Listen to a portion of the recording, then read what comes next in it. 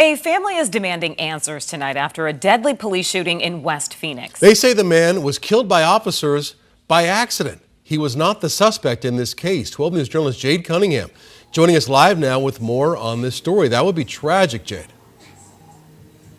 Oh, this family is absolutely heartbroken. Their lives right now shattered. Now, they tell me that the past 24 hours have been filled with a lot of emotions, heartache, and a lot of questions. You know, they tell me the man who was killed, Christian Diaz, was unarmed. He did not pose a threat, and he was actually trying to help protect his family.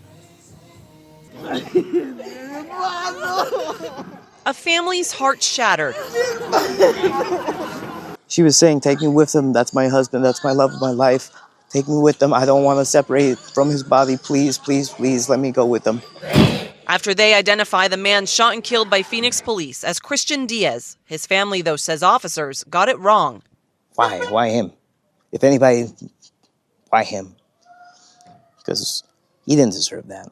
He was a great stepfather. Diaz's stepson, Jarvis Rosas Gonzalez, says Monday night around 6 p.m. their landlord's son came to the home. We hardly speak to the man. We hardly know him. Some of us haven't ever seen his face before. So when he came into the house, he shot at the front, and then he made his way to the back where he shot the sliding glass window, then forced himself inside. That's when he says his stepfather ran to protect his family. Now my stepfather, he told everybody to get on the floor to hide. Then the gunman came in, fired a shot. It hit my little brother in the ankle, and my stepfather, he came in, tackled the guy and got him onto the floor, and then told everybody to call the police.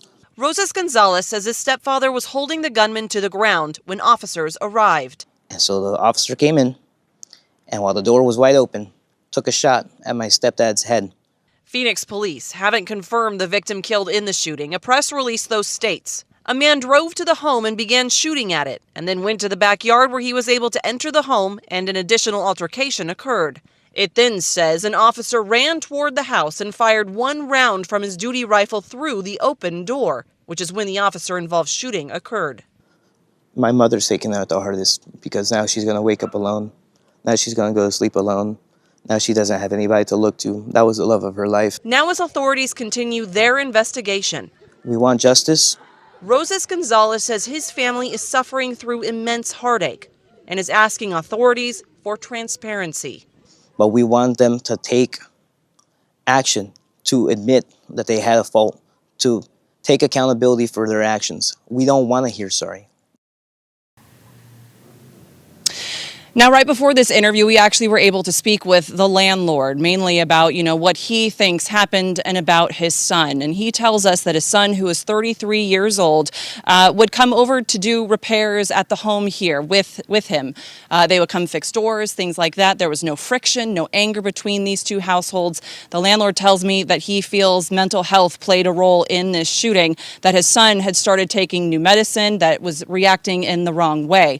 Now, I asked this landlord about the gun that was used in this shooting. He tells me that he believes his son bought it from Walmart, and it is something that he's very upset with because he claims no background check was ever done. Reporting live, Jade Cunningham, 12 News. Tragic. All right, Jade, thank you.